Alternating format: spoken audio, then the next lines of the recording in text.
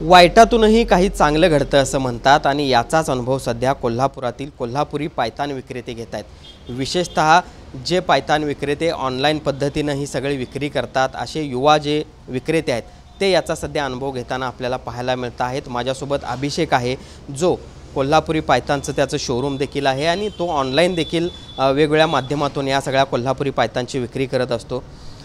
काय सांगशील कधीपासून तू या सगळ्या व्यवसायामध्ये आहेस आणि या सगळ्या प्राडा प्रकरणानंतर काय नेमकं घडले या सगळ्या व्यवसायात?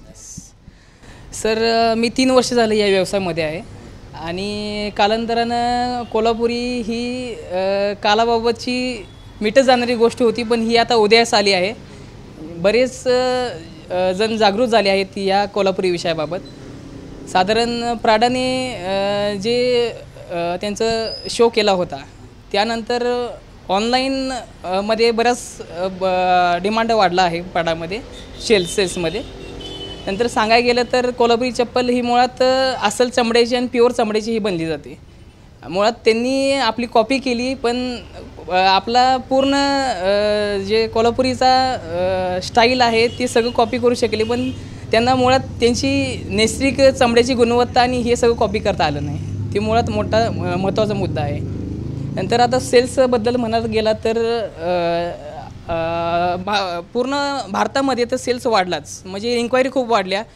ओव्हरऑल आपल्या भारतामध्ये पंजाब, दिल्ली, हरियाणा, तमिळनाडू इथून तर खूप प्रतिसाद मिळाला। नंतर परदेशातूनही भरपूर मागणी आली, जसं की दुबई, USA, UK इथून तर खूप म्हणजे डिमांड वाढला, इन्क्वायरीज आल्या भरपूर। येस, तू ऑनलाईन देखील या सगळ्या कोल्हापुरी पायतानची विक्री करतोस। एरवी तुला त्या संदर्भातल्या इन्क्वायरी येत होत्या। या सगळ्या प्राडा प्रकरणाच्या आधी साधारण काय इन्क्वायरीची संख्या होती आणि आता काय किती बदल झाला आहे, त्यात ती वाढले आहेत आणि किती प्रकारे त्या वाढले? साधारण रेग्युलर आपण इतर वेळी सेल्स होतो तो साधारण इन्क्वायरी सर्चेस, फक्त कोल्हापुरी चप्पलचे सर्चेस म्हणला तर 9 ते 10 हजार सर्चेस पर मंथ होत होते। ती रिझल्ट आता बघितला एका महिन्यात फक्त रिझल्ट हा 10,000 डायरेक्ट डबल 20,000पर्यंत रिझल्ट गेला। म्हणजे सर्चेस फक्त वाढल्या, त्याबरोबर लोकांना जागृती पण झाली कोल्हापुरी असते किंवा हा खूप मोठा ब्रँड आहे कोल्हापुरी पायतान, हे लोकांना कळालं। गुगल सर्च तर झालंच, त्याचबरोबर इन्क्वायरी देखील होत असतील, त्यामध्ये किती वाढ? इन्क्वायरीमध्येच पण सर खूप वाढ झाली। विशेषतः बाहेर देशातून परदेशातूनही भरपूर इन्क्वायरी आल्या। लोकांनी आपले कॅटलॉग मागितले, फोटोज मागितले, बरेच जणांना आवडले, पण बरेच जण इच्छुक पण आहेत कोल्हापूर घेण्यासाठी। पण विशेष असा मुद्दा आहे की शिपिंग चार्जेस, जे की आपण ऑनबोर्ड शिपिंग करणार आहे परदेशात, शिपिंग चार्जेस कोल्हापुरी चप्पलची किंमत मूळतः 1500, 2000, 1000 ह्या रेंजमध्ये असली तरी शिपिंग चार्जेस म्हणला तर 2500, 3000च्या अबाव जातात। जे की कोल्हापुरी मुळात ज्याचं वजन 1 किलोच्या अंडर येतंच, 1 किलोच्या अंडर येऊन पण त्याचं शिपिंग चार्जेस म्हणला तर 2500, 3000 शिपिंग चार्जेस जातं। तो मुद्दा जरा गांभीर्यात घेण्याचा आहे, कारण शिपिंग चार्जेस जास्त जातात। म्हणजे परदेशातून देखील ह्या सगळ्या प्राडा प्रकरणानंतर कोल्हापुरी पायतानच्या संदर्भात इन्क्वायरी वाढलेली आहे, लोकांना कुतूहल आहे, घ्यायचं आहे, मात्र शिपिंग चार्जेस हा कुठेतरी कळीचा मुद्दा ठरतोय, कुठेतरी अडथळा ठरतोय मग म्हणायचं? येस सर, तुमचं अगदी बरोबर आहे। त्याबद्दल कोणतरी म्हणजे व्यवस्थित निर्णय घेतलेला योग्य होईल, कारण तेवढाच एक मुद्दा आहे मोठा। कारण चप्पल तुम्ही बघायला गेलात तर बेसिक कारागिरी जेवढी आहे तेवढीच चप्पलची किंमत असेल, ते पण पूर्ण ऑथेंटिक चप्पल, पण त्याची चार्जेस वाढल्यामुळं समोरचं कस्टमर उत्सुक असते, ती उत्सुकता जरा कमी होते त्याच्यामुळे, बाकी काही नाही। तर प्राडा प्रकरणानंतर अनेक ठिकाणी कोल्हापूरमध्ये संतप्त प्रतिक्रिया तर पाहायला मिळाल्यास, मात्र विशेषतः बॉलिवूडमधून देखील कोल्हापुरी चप्पलला समर्थन होताना बघायला मिळत। त्याचा कुठेतरी परिणाम म्हणून देखील हे सगळं त्याच्या इन्क्वायरी वाढणं, ऑनलाईनमधल्या असणं किंवा त्याबद्दलची उत्सुकता वाढणं हा घडलं आहे असं म्हणता येईल? हो, नक्कीच म्हणता येईल। बॉलिवूड पण बऱ्यापैकी तुम्ही बघितलं असाल, सेलिब्रिटीच्या पायात कोल्हापुरी चप्पल असतेच, त्यांना खूप आवडते, डिझाईन पण खूप आवडतात सगळ्यांना, आणि नक्कीच याचा इम्पॅक्ट पडलाच आहे।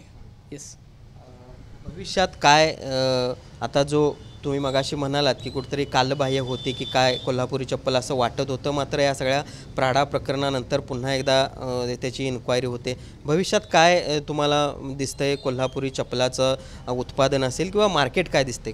मुळात बघायला गेला तर कोल्हापुरी चप्पलची जी कारागीर आहेत ती कालांतराने कमी होत राहिलीत। म्हणजे जे आता ओरिजिनल चप्पल जे आखीव बांधीव चप्पल असते, म्हणजे ही बांधणीची चप्पल असते, ही चप्पलची कला ही जुन्या कारागिरांकडे आहे.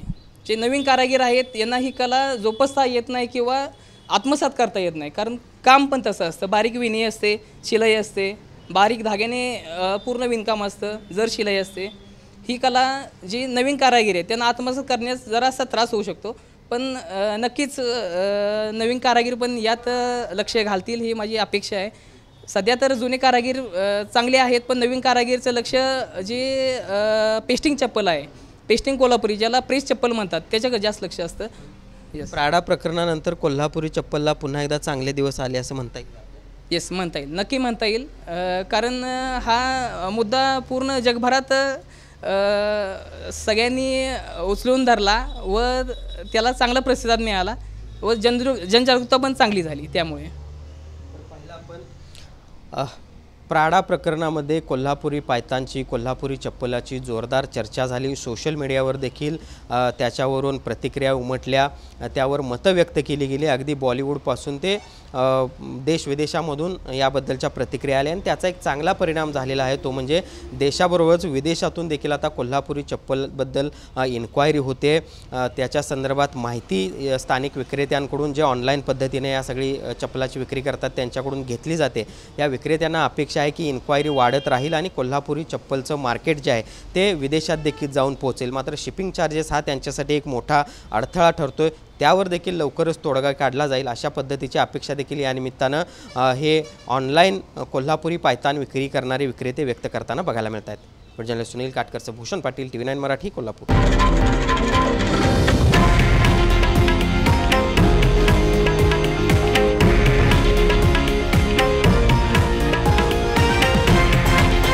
हे आहे देशातील नंबर 1 न्यूज नेटवर्क आणि आपण पाहत आहात TV9 मराठी, एकमेव.